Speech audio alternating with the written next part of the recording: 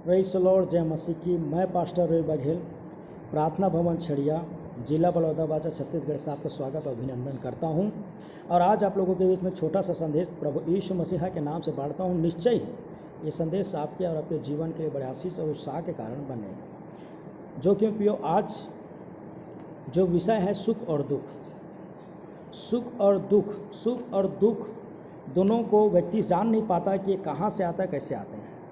क्योंकि मैं इसलिए इस बात को बोल रहा हूँ, इन दिनों में सुख के तो बातें हटाओ, खाली दुख ही दुख है इन दिनों में। जबकि पूरी पृथ्वी पर महामारी घेरा हुआ है और कई परिवार अपने को खो रहे हैं और कई परिवार रोग से ग्रसित, ऊपर से लॉकडाउन, गरीबी, भुखमरी, बीमारी से परेशान हैं। ये सारे दुख व्यक्ति को कहीं न कहीं लोगों को कमज़ोर कर दे रहे हैं, उनकी मानसिक शारीरिक रीति से, और कई लोग आत्मिक रीति से भी कमज़ोर हो जाते हैं। इन दिनों में समझ नहीं आ रहा है कि दुख क्यों आ रहा है। और कई बार ऐसा होता है कि लोग दुख में इतना दुखिया हो जाते हैं कि पूछो मत। जैसे नीति वचन 15 का 15 में लिखा, दुखिया के दिन दुख भरे। कई लोग दुख में इतने दुख से भर जाते हैं, उनको खाना पीना भी अच्छा नहीं लगता, ना सोना कुछ नहीं लगता। दुख दुख इतना दुख, उनको समझ नहीं आता दुख में क्या किया जाए। और कई लोग तो परमेश्वर पर दोष लगाते हैं। अधिकतर लोग जब भी दुख आता है तो लोग परमेश्वर को ऊपर कर देकर बोलते हैं, मेरे जीवन में दुख क्यों आया, मेरे जीवन में दुख क्यों आया, क्यों ऐसा दुख से मुझे चलना पड़ रहा है, क्यों दुख आ रहा है। पर लोगों को समझ नहीं पाता कि दुख क्यों। पर मैं बताना चाहता हूँ, दुख भी कहीं न कहीं हमारे जीवन की हौसलाओं को बढ़ाने के लिए आशीष है। और दुख और सुख परमेश्वर की ओर से आशीष। जिस तरह एक मनुष्य जो प्रभु ने बनाया है, हर एक व्यक्ति की 2 पाँव होती है, और दोनों पाँव में जब चलते हैं तो देखना, आपका पाँव एक पाँव आगे होता है, एक पाँव पीछे, एक पाँव आगे, एक पाँव पीछे, तभी आप आगे बढ़ते हैं। उसी तरह दुख और सुख जिंदगी के 2 पाँव 2 हाथ की तरह होता है। एक काना एक का जाना, एक काना एक का जाना रहने से ही जीवन का सार है, और यही जीवन है। जीवन केवल सुख नहीं है और जीवन के दुख नहीं, परंतु जीवन दुख और सुख है। और बाइबल में इस तरह लिखा है, सब उपदेश में 7 अध्याय में और 14 पद में, सुख के दिन को सुख मान और दुख के दिन सोच, क्योंकि परमेश्वर ने दोनों को एक ही संग रखा है, जिससे मनुष्य अपने बाद में होने वाली किसी बात को न समझ सके। अर्थात जिससे मनुष्य अपने बाद होने वाली किसी बात को न समझ सके।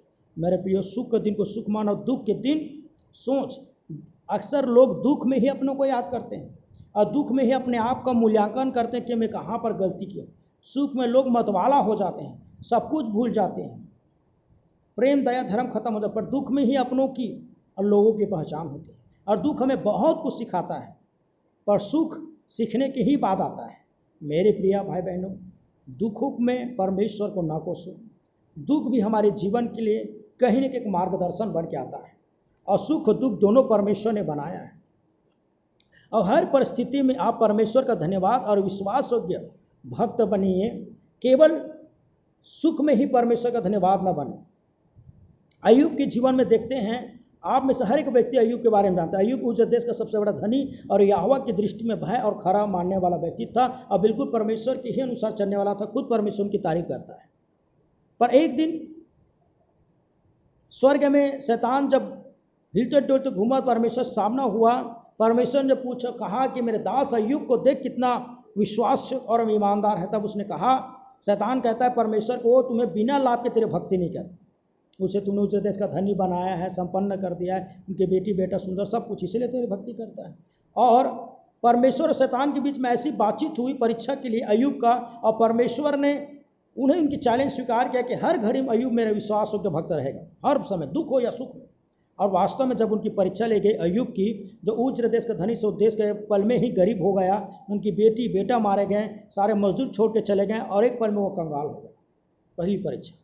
तब भी वो परमेश्वर को कोसता नहीं, परंतु बोलता है, प्रभु ने दिया, प्रभु ने लिया, प्रभु जी का नाम धन्य। उसने बच्चों को, संपत्ति को, सब कुछ खोने पर भी प्रभु को धन्य कहता, कोसता नहीं। दूसरी बात, जब उनके शरीर में घाव आ जाता है, फोड़ा पड़ जाता है, तो उनकी पत्नी बोलता है, तू कब तक उस परमेश्वर का धन्यवाद करेगा, देख अब तो कुछ बोल। तब उसने अपने पत्नी को बोलता है, तुम मूर्ख स्त्री जैसे बात करते हो। जिस परमेश्वर के हाथ से मैंने सुख लिया, मैं दुख लेना भी पसंद करूँगा। यहाँ पर भी अपने मुंह से और विचार से कोई भी प्रकार से परमेश्वर के खिलाफ न कुड़कुड़ाया, न क्रोध किया, न दोष लगाया। मेरे प्रिय, सच्चा भक्त का पहचान वो दुख और सुख में विश्वास योग्य हो सकता है, ईमानदार और सच्चा भक्त है। और मेरे प्रिय भाई बहनों, मैं बताना चाहता हूँ, इस पृथ्वी में सबसे महंगा चीज़ क्या है? सोना और चांदी और हीरा। सोना इसलिए महंगा है क्योंकि उनको आग में परखो या पानी में डालो, आग में डालो या पानी में डालो, कहीं पर डालो, अपना रंग नहीं बदलता, उसका तेवर वही रहता है। उसे सच्चा भक्त वो है जो दुख में भी और सुख में भी परमेश्वर के प्रति उनको पुकारता, उनका धन्यवाद करता और ईमानदार बना तो उनके वचन पर चलता, न कि दुख आ गया और मैं क्यों प्रभु तुझको मानूं, इतना दुख से मुझे दुख को मेरे जीवन में भेज दिया करके। एक कहानी और बताता हूँ, ध्यान सुनिए। दुख केवल आपके घर नहीं, सबके घर है और सबको प्रभु सिखाता है। एक बार की बात है, एक पास्टर एक जगह में प्रार्थना कर रहा था और लोगों को संदेश दे रहा था। तभी एक महिला बड़ी जोर जोर से रोती और चिल्लाती हुई आए, भयंकर रोते। उनके रोने को देखकर जितने भी बैठे लोग थे और पास्टर भी सोचने पड़ गए, कौन है इतना शोक और इतना दुख में है। तब वो महिला आया पास्टर के पास, उनको बोला जय मसीह। पास्टर जी बोले जय मसीह, क्या बात है, तुम इतना रो क्यों रो? बोला दुनिया के में सबसे दुखिया स्त्री हो, सबसे दुखिया। बोला क्यों? उसने कहा जवानी में मेरी पति चला गया और जवान बेटा, आज मैं ऐसे तैसे करके जवान बेटा को पाला और वो भी आज मर गए। मुझे बहुत दुखी हूँ, कोई परमेश्वर नहीं, कोई ईश्वर नहीं है, बहुत दुखी हूँ मैं, इतना दुख मुझे बर्दाश्त नहीं हो रहा, मुझे भी जीने की इच्छा नहीं है। पास्टर ने कहा तुम इतना दुखी मत हो, जिसको आना है उसको जाना है, अपने जीवन को जियो। कोई इस दुनिया में नहीं रह पाए, चाहे राजा हो, चाहे रंखा, चाहे ज्ञानी हो, पंडित हो, संत हो, चाहे चेला, चाहे आम आदमी, चाहे गरीब, चाहे भिखारी, चाहे धनी, सब कुछ दुनिया को छोड़ के जाना है। तो गया परमेश्वर के प्रति आप भक्त बनो। नहीं, मुझे बहुत दुख दिया है, बहुत दुख दिया है, बहुत रोने लगे, परमेश्वर को कोसने निंदा लगे करने लगे। तो पास्टर बोला तुम क्या चाहते हो? वो चाहता है कि मेरा बेटा जिंदा हो जाए। पास्टर ने बोला ठीक है हम जिंदा कर देंगे, पर आपको एक काम करना पड़ेगा। क्या काम करना पड़ेगा? मैं उसके लिए, उनके जीवित रहने के लिए मैं कुछ भी काम करने के लिए तैयार हूँ। तो बोले एक काम करो, जाओ और कुछ मिट्टी ले आना, बस थोड़ा सा मिट्टी ले आना, अपने एक मुट्ठा मिट्टी, एक हाथ में पसर मिट्टी लेकर आ जाना, बस इतना सा काम मैं ले आऊँगा। नहीं, उसने बोला मैं जहाँ से बोलूँगा वहाँ से लेके आना। बोलो कहाँ से? आप उस घर से लेके आओ, उस पृथ्वी के किसी भी के घर में जाओ या किसी भी देश में, किसी गाँव, किसी नगर में जाओ, पर वहाँ से मिट्टी लाना जिस घर में कोई दुख नहीं आया, कोई न मारा हो, उस घर से मिट्टी ले जाओ। वो बोला ठीक है करके निकल गया। वो अपने गांव, फिर अपने गांव से नगर और कई जगह गए और घर घर गया और बोला भैया मुझे एक भाई या दीदी मुझे एक मुट्ठा माटी दे दे। तो बोले तो दे दूँ, पर पूछा कि आपके घर में कोई मरा थोड़ी ना? बोला कोई नहीं मरा है, कोई नहीं मरा है, तो दे दीजिए। उसने बोला नहीं, हमारे घर में इस साल नहीं मारा, तो पिछले साल हमारे चाचा, मामा, फूफा, दीदी, पिता, दादा, परदादा। फिर दूसरे घर गए तो बोला इसी साल या कुछ पीछे महीने में। हर घर में कोई ना कोई मरा है और कोई ना कोई दुख आया। ऐसा कोई घर नहीं जो दुख से वंचित रहे। और आखिर में खाली हाथ लौट कर आया। तो पास्टर बोला मिट्टी लाए? बोला नहीं लाए। क्यों नहीं लाए? बोला हर घर दुख है। तो बोला हे माता, हे नारी, सुन, हर घर दुख है, ये बात को तू जान गया तो क्यों कहता कि मैं दुनिया के सबसे बड़ी दुखी हूँ? तुमसे पहले कई घर में एक साथ कई लोग मारे होंगे, इतना भी बड़ा बड़ा दुख से आपका दुख वालों के घर भी आप गए तो आप उस बात को सुने होंगे। हाँ बोला। उसने बोला सही बात है पास्टर जी, मुझसे भी बड़े बड़े दुखिया दुनिया में हैं, तो इसलिए दुख न मानो। दुख के समय दुख मानो, सोचो, और सुख के समय सुख मानो, पर परमेश्वर को निंदा और कोसो मत। ईमानदार भक्त बनकर मेरे प्रिय भाई बहनों परमेश्वर के वचन पर इच्छा पर चलिए। एक सच्चा भक्त यही है, क्योंकि सबोपदेश 3 अध्याय में क्या लिखा है मेरे प्रियो, ध्यान से सुनिए। तो वहाँ लिखा है 3 अध्याय के 1 और 2 पद में, हर एक बात का एक अवसर और प्रत्येक काम का जो आकाश के नीचे होता है एक समय है। जन्म का समय और मरण का भी समय है, बोने के समय, बोए हो उखाड़ने का भी समय है। यहाँ लिखा है हर काम जो पृथ्वी पर है समय है।